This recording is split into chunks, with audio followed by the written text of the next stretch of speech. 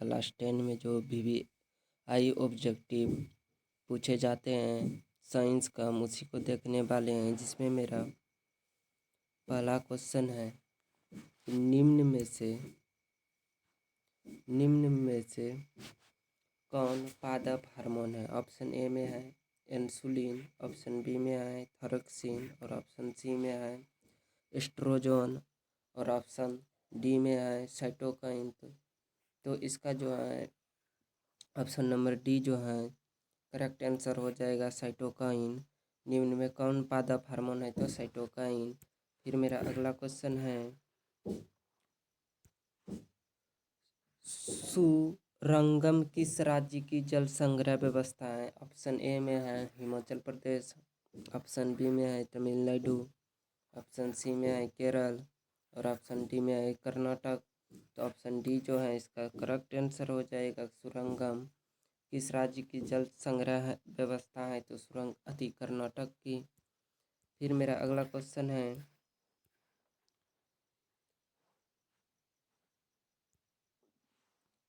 दांतों को साफ करने के लिए दंत मंजन पराय होता है। ऑप्शन ए में है क्षारीय, ऑप्शन बी में है अम्लीय और ऑप्शन सी में है लवण युक्त और ऑप्शन डी में है इनमें से कोई नहीं।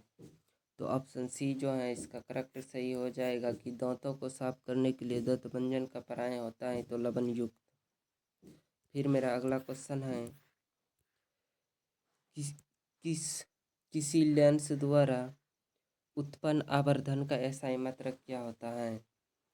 तो किसी लेंस द्वारा उत्पन्न आवर्धन का एसआई मात्रक क्या होता है। तो ऑप्शन ए में है मीटर, ऑप्शन बी में है सेंटीमीटर और ऑप्शन सी में है मिलीमीटर। तो और ऑप्शन डी में जो है मात्रक विहीन है। तो आपको बता दें लेंस द्वारा जो उत्पन्न आवर्धन का ऐसा मात्रक होता है वह मात्रक विहीन होता है, क्योंकि इसका कोई मात्रक नहीं, इसका क्या होता है, कोई मात्रक नहीं होता है, कोई मात्रक नहीं होता है। तो इसका ऑप्शन नंबर डी जो है सही हो जाएगा। फिर मेरा अगला क्वेश्चन है क्लोरीन के परमाणु की बाह्यतम कक्षा में इलेक्ट्रॉनों की संख्या कितनी है। ऑप्शन ए में है 5, ऑप्शन बी में है 6 और ऑप्शन सी में है 7 और ऑप्शन डी में है 8। तो क्लोरीन के परमाणु के बाह्यतम कक्षा में इलेक्ट्रॉनों की संख्या कितनी है। तो बाह्यतम कक्षा में जो तो क्लोरीन को चलने तोड़ लेते हैं, इसका परमाणु संख्या कितना होता है 17, 2 8 8 यानी कि 2 8 8 2 सॉरी फ्रेंड्स 2 8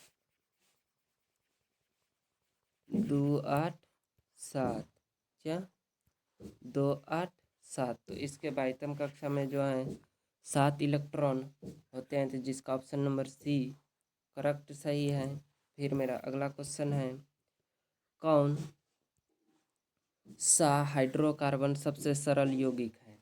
ऑप्शन ए में है मीथेन, ऑप्शन बी में है इथेन और ऑप्शन सी में है प्रोपेन और ऑप्शन डी में है ब्यूटेन। तो कौन सा हाइड्रोकार्बन सबसे सरल यौगिक है। तो अगर मीथेन का हम संरचना सूत्र बनाते हैं तो कुछ इस तरह का बनता है, फिर इथेन, फिर प्रोपेन और ब्यूटेन। तो सबसे जो सरल यौगिक है वो क्या है, मीथेन। फिर मेरा अगला क्वेश्चन है निम्न में से कौन सा संबंध सत्य है। V बराबर IR, V बराबर I बट्टे R, V बराबर R बट्टे I, V बराबर IR, V बराबर IR स्क्वायर। तो इसका जो है ऑप्शन नंबर सत्य है। तो V बराबर जो है IR होता है क्या, तो ओम का नियम, क्या तो ओम का नियम। V बराबर ओम के नियम में क्या होता है IR। इसका जो है ऑप्शन नंबर सी सही हो जाएगा। फिर है किसी किसी कोश में इलेक्ट्रॉनों की अधिकतम संख्या होती है, तो किसी कोश में जो इलेक्ट्रॉनों की अधिकतम संख्या होती है वह n² ऑप्शन ए में दिया गया है, ऑप्शन बी में दिया गया है 2n², और ऑप्शन सी में दिया गया है 3n², और ऑप्शन डी में दिया गया है 4n²। तो इसका जो ऑप्शन नंबर बी है करेक्ट सही हो जाएगा। किसी कोश में इलेक्ट्रॉनों की अधिकतम संख्या जो होती है 2n²। फिर मेरा अगला क्वेश्चन है, निम्न में कौन बौने पौधे को दर्शाता है? तो बौने पौधे को कौन दर्शाता है? तो ऑप्शन ए में है बड़ी टी, उसके बाद छोटी टी, ऑप्शन बी में है आई टी, फिर ऑप्शन सी में है टी, फिर ऑप्शन डी में है बड़ी टी। तो निम्न में कौन बौने पौधे को दर्शाता है? तो छोटी टी। यह क्या करता है? बौने पौधे को प्रदर्शित करता है। फिर मेरा अगला क्वेश्चन है, मेरु रज्जु निकलता है ऑप्शन ए में है परम मस्तिष्क से, ऑप्शन बी में है अनुमस्तिष्क से, ऑप्शन सी में है पॉन्स से, और ऑप्शन डी में है मेडुला से। तो परम मस्तिष्क से जो है मेरु रज्जु निकलते हैं, किससे? परम मस्तिष्क से। फिर मेरा अगला क्वेश्चन है,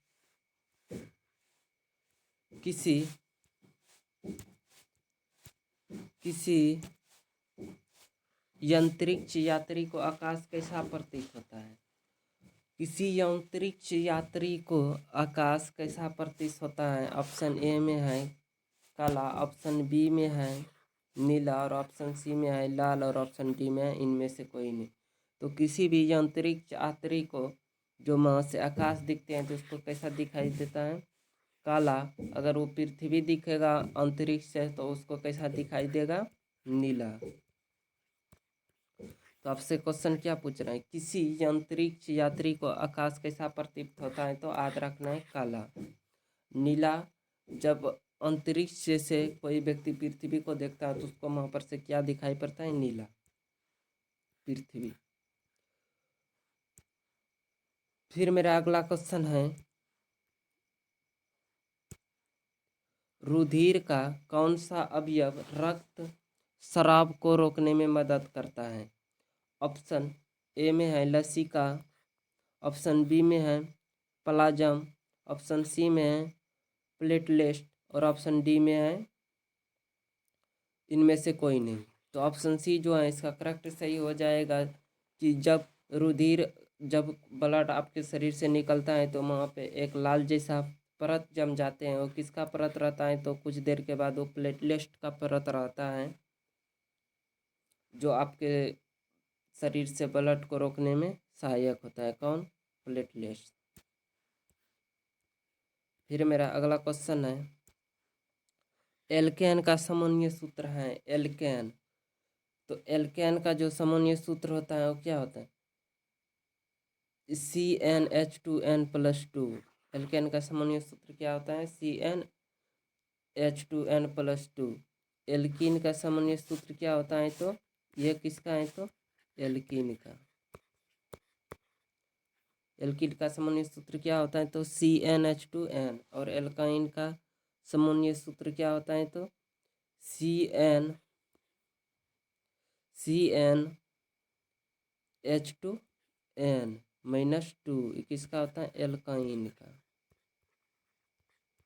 अगर आपसे पूछ लिया जाए कि एल्काइन का सामान्य सूत्र क्या होता है तो CnH2n-2, और एल्कीन का अगर सामान्य सूत्र आपसे पूछ लिया जाए तो क्या होता है? तो CnH2n, और एल्काइन का क्या होता है? एल्केन के जो है क्या होता है? CnH2n+2। ये भी जो नीचे में दिया गया है यहाँ पर होता है इनमें से कोई नहीं, तो यहाँ पर भी एल्काइन का ही सामान्य सूत्र दे दिया है, तो इसका ऑप्शन नंबर ए जो क्या हो जाएगा? सही हो जाएगा। फिर मेरा अगला क्वेश्चन है, निम्न में से कौन सा पर्यावरण अनुकूल नहीं है? तो पैदल चलना, ये भी पर्यावरण का अनुकूल है।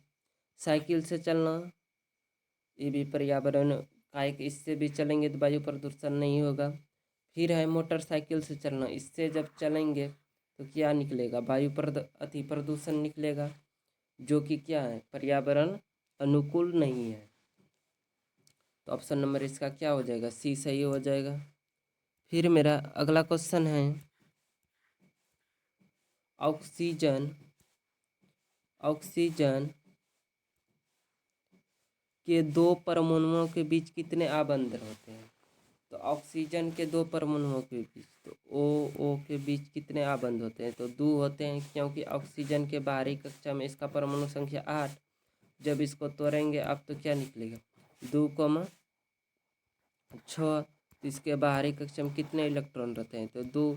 जिसके बाहरी कक्षा में जितने इलेक्ट्रॉन रहते हैं वह उतने बॉन्ड बनाते हैं। तो ऑक्सीजन के बीच कितने बॉन्ड होगा? 2 ही आबंध होगा, डबल बॉन्ड बनाएगा। तो इसका ऑप्शन नंबर क्या हो जाएगा? बी सही हो जाए।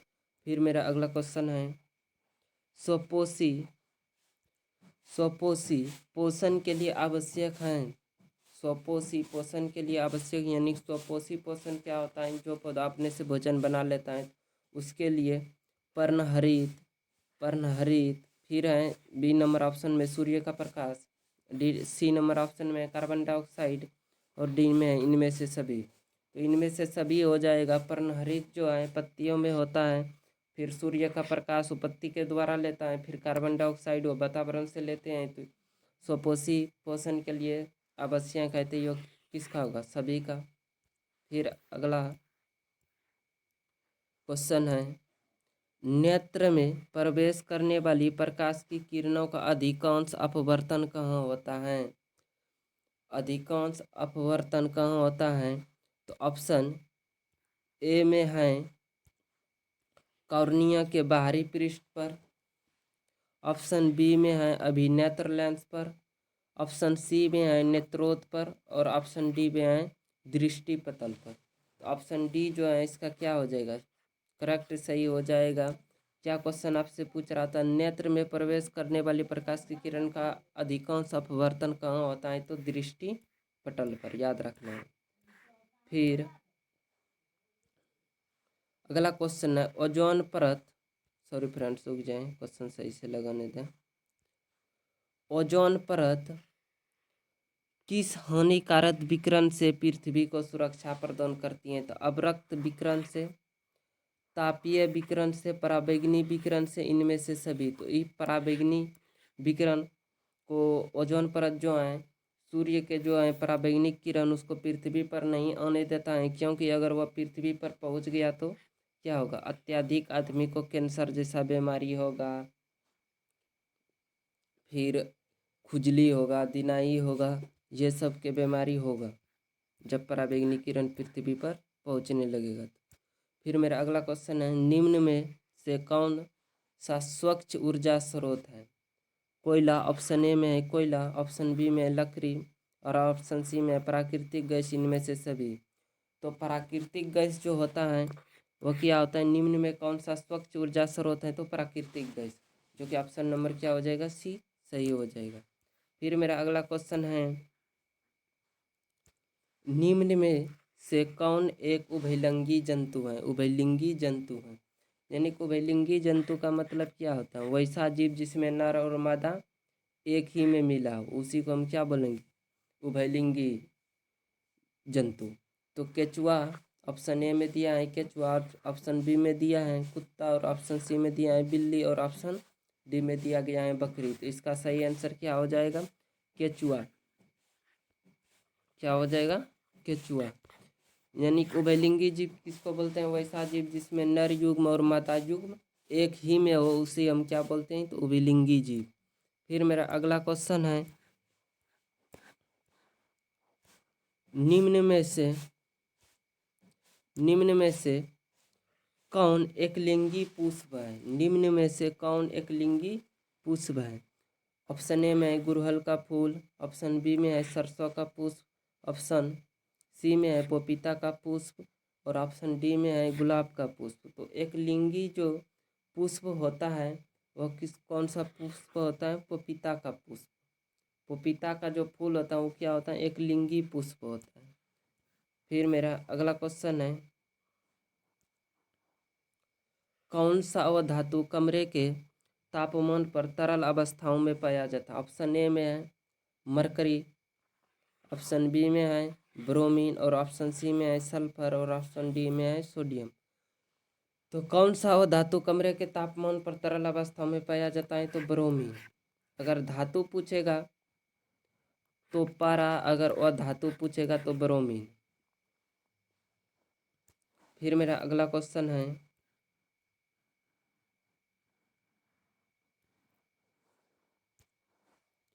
धोबिया सोडा का रासायनिक सूत्र होता है? तो NaHCO3 ऑप्शन ए में दिया गया है NOHCO3, फिर ऑप्शन बी में दिया गया है Na2CO3 इंटू 10H2O, फिर ऑप्शन सी में दिया गया है CaOH का होल 2। तो ऑप्शन बी जो है इसका करेक्ट सही आंसर हो जाएगा Na2CO3 इंटू 10H2O, धोबिया सोडा का सूत्र। फिर मेरा अगला क्वेश्चन है, निम्न में कौन सा जीवाणु जनित रोग नहीं है?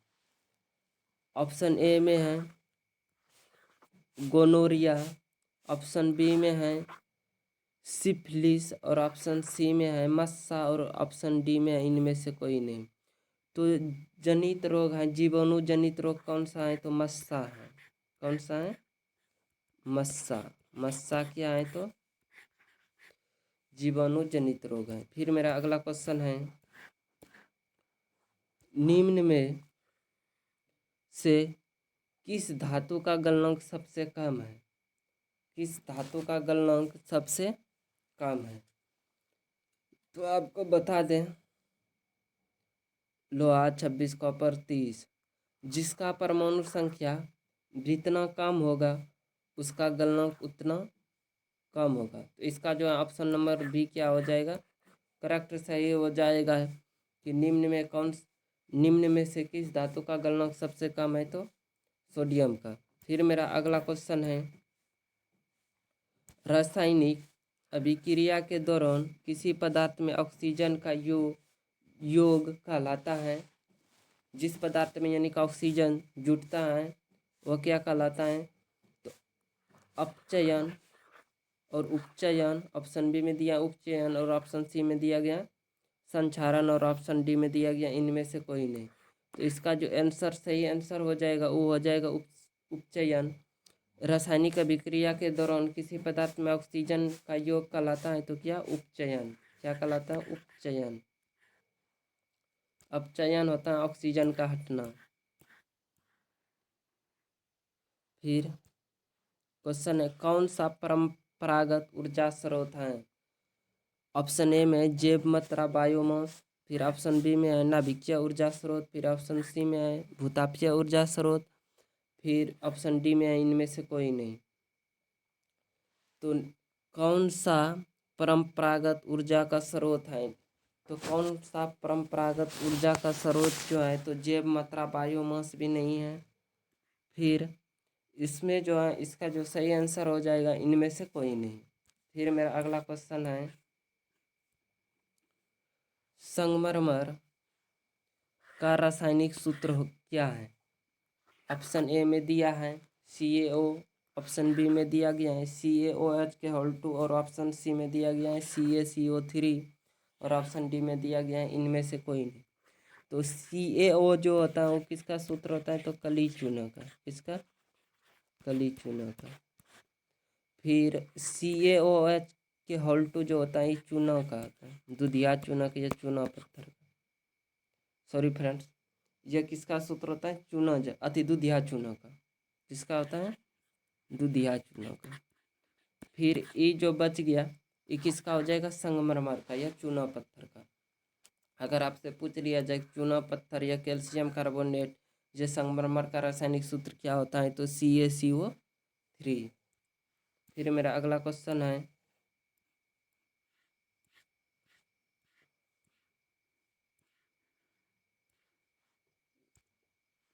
अति भारण के समय विद्युत परिपथ में विद्युत धारा का मान होता है किसके कारण? समय। अति भारण के समय विद्युत परिपथ में विद्युत धारा का मान होता है अति भारण के समय, यानी कि जब जब आपके घर में अत्यधिक विद्युत धारा प्रवाहित कर जाए, उसमें विद्युत धारा का मान क्या होता है, करंट का फ्लो क्या होता है, तो बहुत अधिक बढ़ जाता है, जिसके कारण क्या होता है, आपके घर का जो फ्यूज उड़ जाता है और सगर का लाइट क्या होता है, कट जाता है। अति भारण के समय वो जो फ्यूज गलता है उसी को बोलते हैं। फिर मेरा अगला क्वेश्चन है, जैव विविधता का विशिष्ट स्थल है। तो जैव विविधता का विशिष्ट स्थल ऑप्शन ए में है फसल क्षेत्र, ऑप्शन बी में है नदी तट और ऑप्शन सी में है समुद्र तट, तो ऑप्शन डी में है वन। तो जैव विविधता का विशिष्ट स्थल क्या है, वन।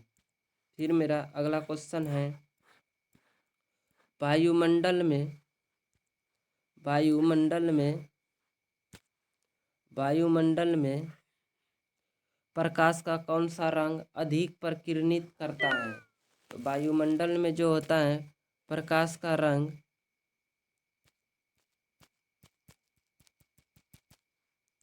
वायुमंडल में प्रकाश का कौन सा रंग सबसे अधिक परिकिरणित होता है। ऑप्शन ए में है लाल, ऑप्शन बी में है नीला और ऑप्शन सी में है पीला और ऑप्शन डी में है नारंगी। तो ऑप्शन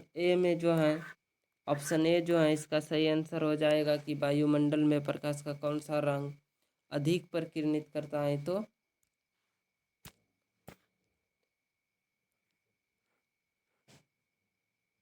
सॉरी फ्रेंड्स, इसका जो आंसर हो जाएगा वह नीला हो जाएगा। वायुमंडल में प्रकाश का कौन सा रंग अधिक प्रकिरणित करता है, तो कौन सा रंग, नीला।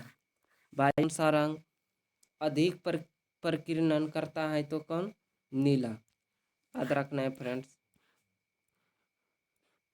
निम्न में से किस माध्यम में प्रकाश की चाल अधिकतम होता है। तो पहला है हवा में, फिर दूसरा है जल, फिर तीसरा है शीशा और चौथा है हीरा। तो हवा में जो है होता है प्रकाश की चाल, या तो निर्वात में जो होता है प्रकाश की चालू क्या होता है, सबसे अधिक होता है। किसमें, निर्वात या हवा में। फिर मेरा अगला क्वेश्चन है, चालक का प्रतिरोध निर्भर नहीं करता है चालक के लंबाई पर। इस पर तो चालक का प्रतिरोध जो निर्भर करबे करता है। अगर तार बहुत लंबा है तो उसमें प्रतिरोध क्या होगा, अधिक होगा। चालक के अनुप्रस्थ काट के क्षेत्रफल, अगर तार मोटा है तो उससे करंट क्या होगा, अधिक फ्लो करेगा। इस पर भी निर्भर करेगा। चालक के तापमान पर, चालक में प्रवाहित विद्युत धारा पर, तो चालक के तापमान पर भी करता है। इसमें तापमान पर।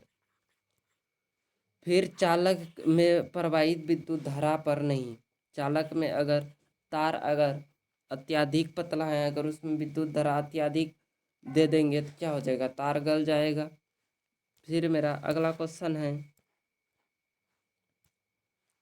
निम्न में से किस दर्पण की फोकस दूरी धनात्मक होती है। तो आपको बता दें कि अवतल दर्पण की जो फोकस दूरी होती है वो धनात्मक होती है, और उत्तल दर्पण की जो फोकस दूरी होती है वो क्या होती है, ऋणात्मक होती है। अगर ऋणात्मक पूछेगा तो उत्तल दर्पण की फोकस दूरी क्या होती है, ऋणात्मक, और अवतल दर्पण की फोकस दूरी क्या होती है, धनात्मक। याद रखना है। पादपों में पाए जाने वाले वृद्धि हार्मोन निम्न में से कौन सा है। पादपों में पाए जाने वाले वृद्धि हार्मोन निम्न में से कौन सा है, तो जिब्रेलिन। जिब्रेलिन क्या है, जिब्रेलन, जिब्रीलन। जिब्रीलन जो है पादप में पाए जाने वाले वृद्धि हार्मोन निम्न में से कौन सा है, तो जिब्रीलन। तो आज के कक्षा को हम यहीं पर समाप्त करते हैं, और अगली कक्षा में हम आगे की और भी क्वेश्चन को देखेंगे। अगर मेरा वीडियो अच्छा लगे तो आप मेरे चैनल को लाइक तथा सब्सक्राइब जरूर करना।